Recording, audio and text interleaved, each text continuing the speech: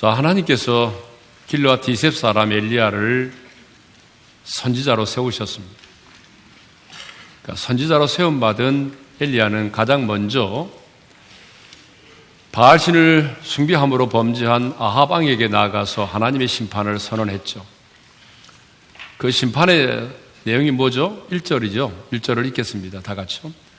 내가 섬기는 이스라엘의 하나님 여호와께서 살아계심을 두고 맹세하노니 내 말이 없으면 수년 동안 비도 이슬도 있지 아니하리라. 여러분, 이 심판의 내용은 바알신을 섬기는 아합 왕과 이세벨에게는 너무나 불쾌하고 충격적인 내용이었습니다. 왜냐하면 바알의 신을 섬기고 있는 아합 왕과 이세벨은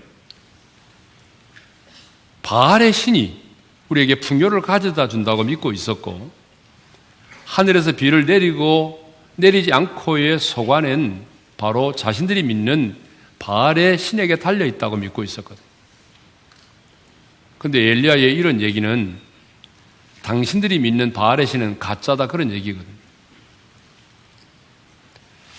여러분, 아무리 선지자지만 이런 심판의 내용을 아합 왕에게 나아가서 선포한다는 것은 쉬운 일은 아닙니다.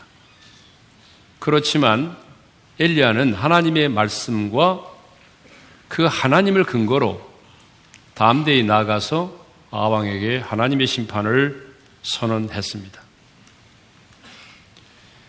이 심판의 선언 이후에 하나님은 엘리야를 그리 시냇가로 피하여 숨어 지내게 하셨습니다. 그리고 그곳에서 시냇가의 물을 마시게 하셨고, 그곳에 없는 그런 음식들을 까마귀를 통하여 공급해 주실 것이라고 약속을 하셨습니다. 왜 하나님은, 전능하신 하나님이 그 아합 왕으로부터 엘리야를 보호해 주시면 되지 굳이 번거롭게 그리 시냇가에까지 가서 숨어 지내게 하셨을까요? 그것은 우리 지난주에 살펴본 것처럼 그리 시냇가에서만 경험할 수 있는 특별한 하나님의 은혜가 있기 때문이죠. 그리 시냇가에서만 경험할 수 있는 특별한 하나님의 은혜, 그게 뭐죠? 깨달음입니다. 여러분, 깨달음이 은혜인 줄로 믿습니다. 그래서 그리 시냇가에 숨어 지내면서 엘리야가 깨달았던 게 뭐냐 그러면, 첫 번째 깨달음은 모든 일에는 하나님의 때가 있다라고 하는 걸 깨닫게 된 거죠. 무조건 나가서 싸우는 것만이 하나님의 뜻이 아니고요. 전쟁에 나가서 싸울 때도 있지만 때로는 피하여 숨을 때도 있다라고 하는 걸 깨닫게 된 겁니다. 두 번째 깨달음이 뭐냐 그러면 하나님이 어떤 분이신가를 깨닫게 된 것입니다. 그가 깨달은 하나님은 첫째로 하나님만이 나의 피난처가 되신다라고 하는 겁니다. 그리 시냇가에 숨어 지내면서 깨달은 게 뭐냐 그러면, 그렇구나, 하나님만이 나의 피난처가 되시는구나. 하나님만이 나의 방패가 되시고 하나님만이 나의 산성이 되시고 하나님만이 나의 요새가 되어주시는구나. 이걸 깨달았죠. 두 번째 깨달음이 뭐냐 그러면 하나님이 내 인생의 공급자라는 사실을 깨닫게 된 것입니다. 약속의 말씀대로 아침과 저녁이면 까마귀가 떡과 고기를 물어다가 가져다 주는 겁니다. 그것을 보면서 하나님만이 내 인생의 공급자이시구나. 이걸 철저하게 깨달았죠. 세 번째 깨달음이 뭐예요? 하나님은 신실하신 분이시구나 하는 걸 깨달았어요. 하나님께서 엘리야를 그리 시냇가로 보내시면서 약속한 게 있습니다. 내가 까마귀들에게 명령하여 거기서 너를 먹이게 하리라고 하는 거죠. 그런데 정말 하나님께서 말씀하신 그대로 아침과 저녁이 되면은 까마귀가 날개짓을 하고 날아와서 떡과 고기를 가져다 주는 것입니다. 그것을 보면서 엘리야는 뭘 깨달았을까요? 하나님은 약속을 지키시는 신실하신 하나님이시로구나. 하늘이 두 쪽이 나도 하나님은 반드시 약속을 지키시는 분이시구나. 하나님의 신실하심을 깨닫게 된 것입니다. 이렇게 그리 시냇가에서 특별한 하나님의 은혜를 받고 깨달았기 때문에 이후에 엘리야 선지자는 다함대의 아방에게 나아가서 영적인 전쟁을 선포하고 갈멜산 상에서 바알과 아세라를 섬기는 선지자 850명과 영적인 전쟁을 치르고 승리한 다음에 그 선지자들을 기손 시내가서 쳐 죽였습니다. 3년 6개월 동안 비가 내리지 않은 그 땅에 하나님의 말씀을 받고 다음 대에 비가 내릴 것을 선포했고 무릎으로 승부했습니다. 그러니까 이렇게 그린 시냇가에서 특별한 하나님의 은혜를 경험했기 때문에 엘리야는요 영적 전쟁의 선봉에 설 수 있었고 무릎으로 승부할 수가 있었습니다. 이것을 보게 되면 영적인 전쟁보다 하나님께서 우리에게 맡겨준 사역을 감당하는 것보다 뭐가 더 중요하다는 거죠? 하나님의 은혜가 먼저라는 것입니다. 그래서 여러분 전쟁보다 뭐가 먼저예요? 은혜를 받는 것이 우선이고 사역보다 뭐가 먼저입니까? 은혜를 받는 것이 우선입니다. 아합 왕에게 수년 동안 비도 이슬도 있지 아니하리라 이런 하나님의 심판을 선언한 엘리야는 하나님의 지시를 따라서 요단 동쪽에 있는 그리 시냇가로에 가서 숨었습니다. 그런데 특이한 게 있습니다. 하나님께서 엘리야를 요단 동쪽에 있는 그리 시냇가에 가서 숨으라고 보내면서 이렇게 말씀을 하셨거든요. 자, 4절의 말씀을 먼저 읽겠습니다. 다 같이요. 그 시냇물을 마시라. 내가 까마귀들에게 명령하여 거기서 너를 먹이게 하리라. 내가 까마귀에게 명령해서 거기서 너를 먹이리라. 얼마나 황당한 약속입니까? 그러면 내가 까마귀에게 명령하여 너희를 먹이리라. 이 하나님의 약속의 말씀을 듣고 엘리야는 어떻게 반응을 했을까요? 자, 우리 5절의 말씀이죠. 읽겠습니다. 다 같이요. 그가 여호와의 말씀과 같이 하여 곧 가서 요단 앞 그리 시냇가에 머물매. 거기 보게 되면 여호와의 말씀과 같이 하여 갔다라고 되어 있습니다. 성경을 보게 되면 엘리야는 그냥 간 것이 아니라 여호와의 말씀과 같이 하여 갔다라고 되어 있습니다. 무슨 말입니까? 엘리야가 그리 시냇가로 가서 숨어 지낼 수 있었던 것은 하나님의 말씀 때문이었다는 겁니다. 까마귀를 통하여 내가 너를 먹이리라. 이 말씀이 인간의 이성과 상식으로는 이해가 되지 않지만 엘리야는 이 하나님의 말씀을 믿고 순종하여 나아갔다는 것입니다. 다시 말하면 엘리야는요, 그리 시냇가로 가야 할지 가지 말아야 할지 이것을 자신의 이성과 상식으로 결정하지 않았다는 거예요. 나의 이성과 상식으로 결정하지 않고 하나님의 말씀에 의해서 결정했다는 것입니다. 하나님께서 까마귀를 통하여 먹이겠다고 약속했지만 그 약속을 믿고 행동으로 옮긴다는 거 결코 쉬운 일이 아니죠. 그러나 엘리야는 즉각적으로 순종하여 나아갔습니다. 여러분, 자, 5절 하반절의 말씀을 읽겠습니다. 다 같이요. 곧 가서 요단 앞 그리 시냇가에 머물매.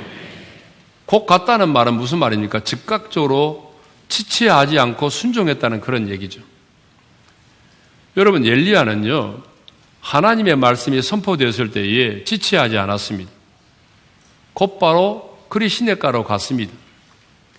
여러분, 엘리야가 그 말씀을 받고 지체하지 않고 곧바로 순종했다는 말은 뭘 의미하죠? 엘리야가 그만큼 하나님을 신뢰하고 있었다는 증거죠. 여러분 생각해 보세요. 하나님을 신뢰하지 않는데 그 말씀을 믿고 곧바로 갈 수 있겠어요? 그러니까 엘리야의 사역의 특징이 뭐냐? 한마디로 말하면 말씀을 따라입니다. 그러니까 열왕기상 17장부터 19장까지를 보게 되면 엘리야의 그 사역의 중요한 내용들이 다 나와요. 그런데 보게 되면 엘리야는요, 언제나 하나님의 말씀을 따라 움직였어요. 예? 우리가 지난번에 살펴본 것처럼 하나님께서 그를 선지자로 부르시고 아합 왕에게 나아가서 하나님의 심판을 선언하라 할 때도 그는요, 하나님의 말씀을 따라 나아가서 선포했어요. 그리고 너는 여기서 떠나 동쪽으로 가서 요단 앞 그니 시냇가로 가서 숨으라고 할 때에도 하나님의 말씀을 따라 나아갔습니다. 이세벨의 고향인 시돈 지방 사르밧으로 가라고 할 때도 엘리야는요, 말씀에 순종하여 나아갔습니다. 자, 8절과 9절의 말씀을 읽도록 하겠습니다. 다 같이요. 여호와의 말씀이 엘리야에게 임하여 이르시되 너는 일어나 시돈에 속한 사르밧으로 가서 거기 머물라. 내가 그곳 과부에게 명령하여 내게 음식을 주게 하였느니라.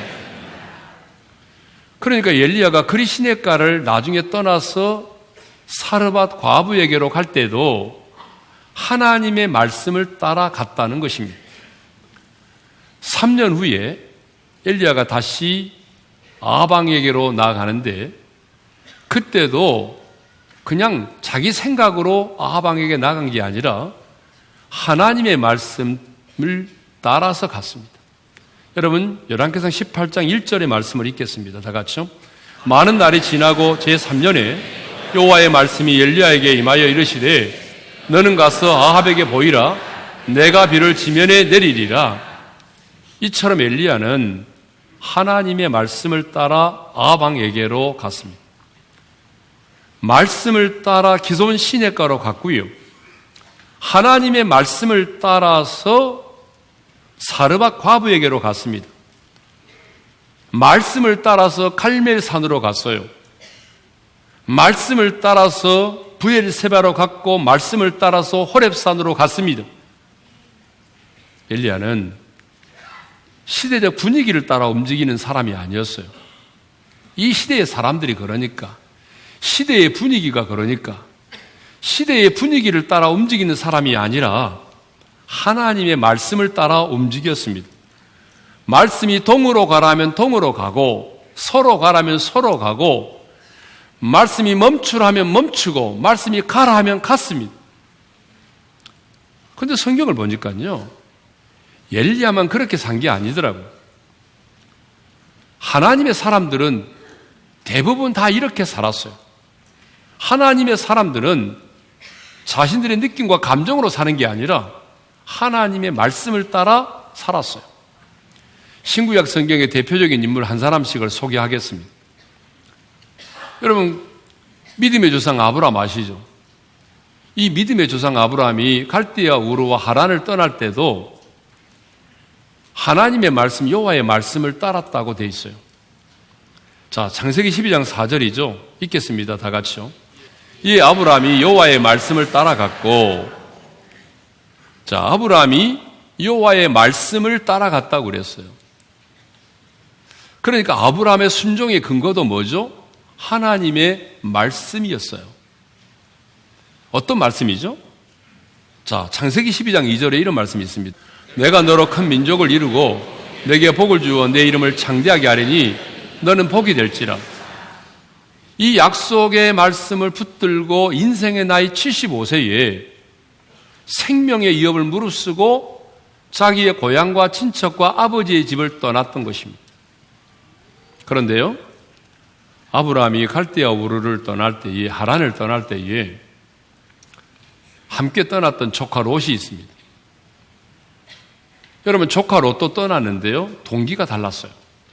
아브라함은 하나님의 말씀을 따라갔고, 자기 조카, 아브라함의 조카 롯은요, 하나님의 말씀을 따라간 게 아니고 어쩔 수 없는 자신의 그 상황과 환경 때문에 아브라함을 따라간 거예요.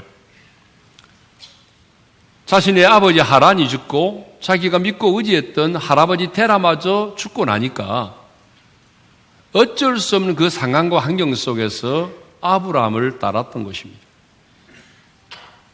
그런데요, 말씀을 따라 사는 자와 그렇지 않는 자는 삶의 방식이 너무 다르다는 거예요.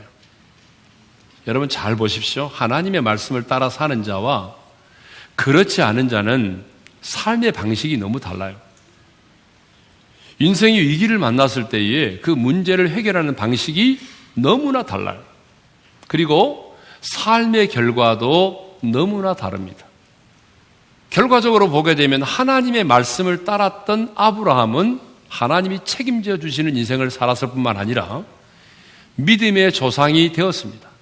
그런데 하나님의 말씀을 따르지 않고 자기의 상황과 환경 때문에 사람을 따랐던 조카 롯은요, 전쟁 중에 포로로 잡혀간 적도 있었고 자신의 모든 물질도 빼앗긴 적도 있었고 소돔과 고모라가 심판을 받을 때에 그 가족들이 유황불의 심판을 받게 되고 롯의 아내는 뒤를 돌아보아 소금 기둥이 되고 말았어요.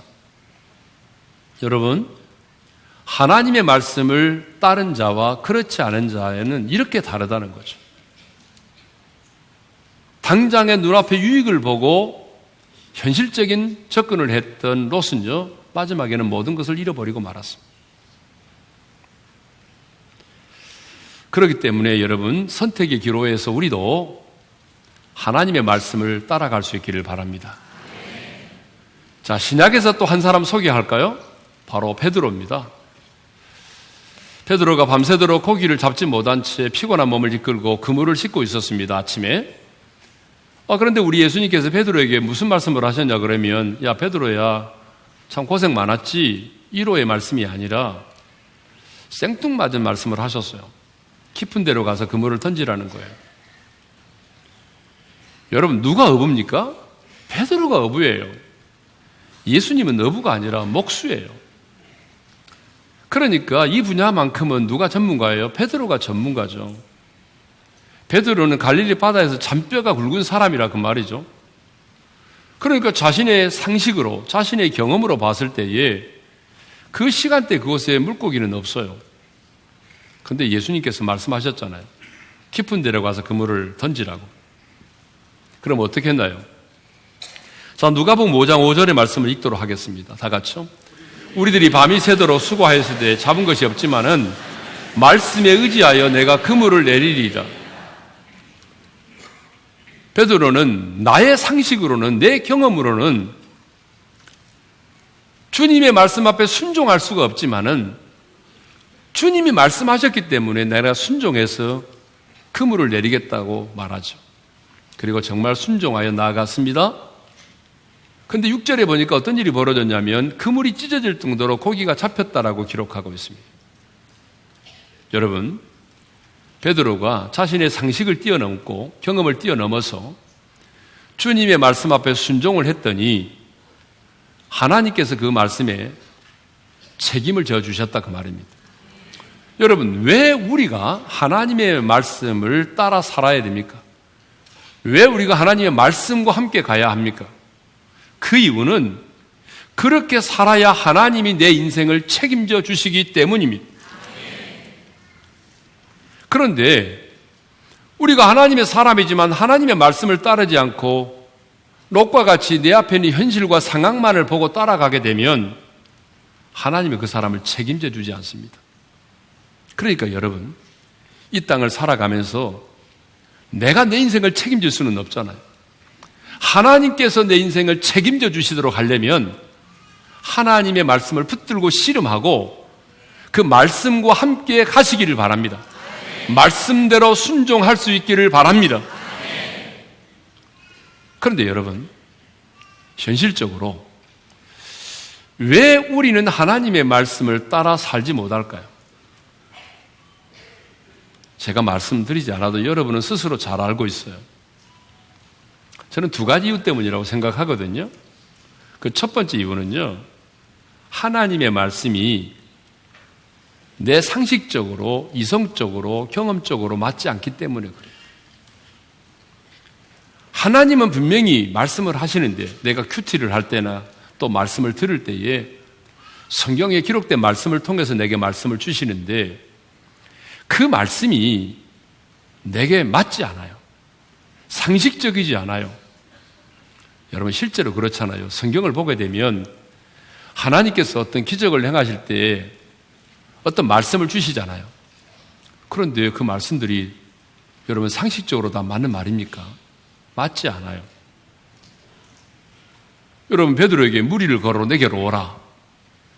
상식적으로 맞는 말입니까? 엘리야에게 그리 시냇가로 가라. 내가 까마귀에게 명하여 거기서 너를 먹이리라.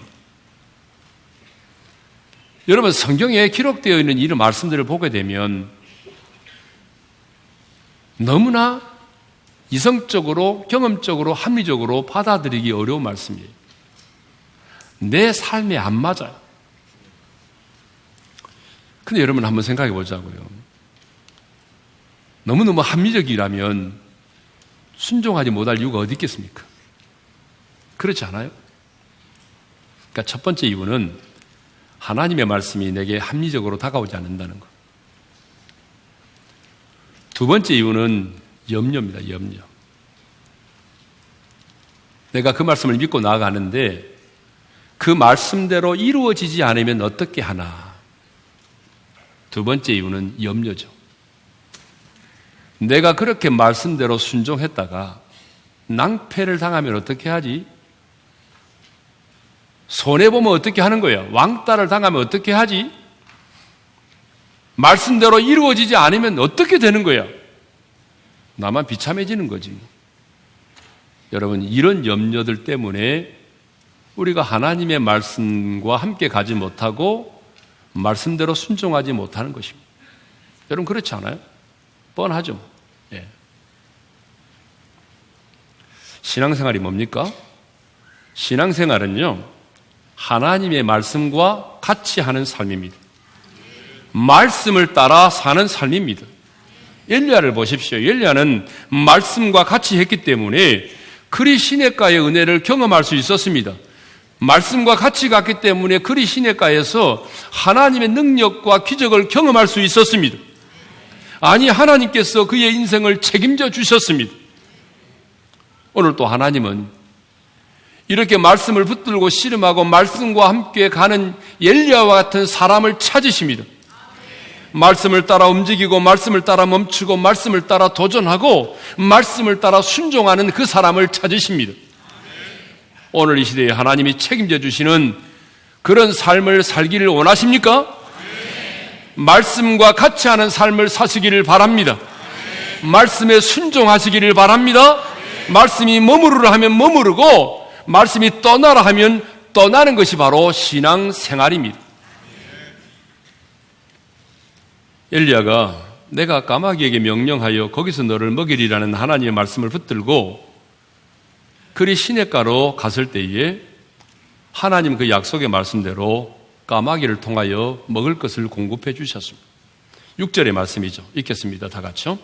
까마귀들이 아침에도 떡과 고기를 저녁에도 떡과 고기를 가져왔고 그가 시냇물을 마셨으나, 자, 하나님의 약속의 말씀대로 아침과 저녁이 되면 까마귀들이 떡과 고기를 물고 날개짓을 하며 엘리야에게로 날아왔습니다. 까마귀들이 아침과 저녁으로 떡과 고기를 가져다 준 것입니다.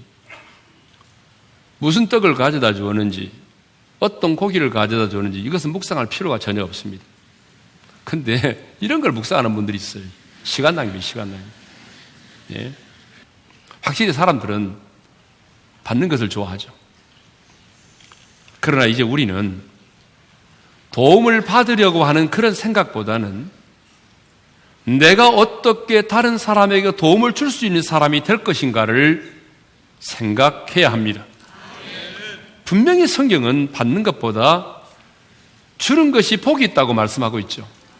사도행전 20장 35절입니다. 읽겠습니다. 다 같이요. 주는 것이 받는 것보다 복이 있다 하심을 기억하여야 할지니라. 따라서 합시다. 주는 것이 받는 것보다 복이 있다. 여러분 아멘입니까? 그러므로 여러분 받으려고만 하지 말고 주는 사람이 되려고 하십시오. 도움을 받는 사람을 부러워하지 말고 도움을 주는 사람이 되십시오.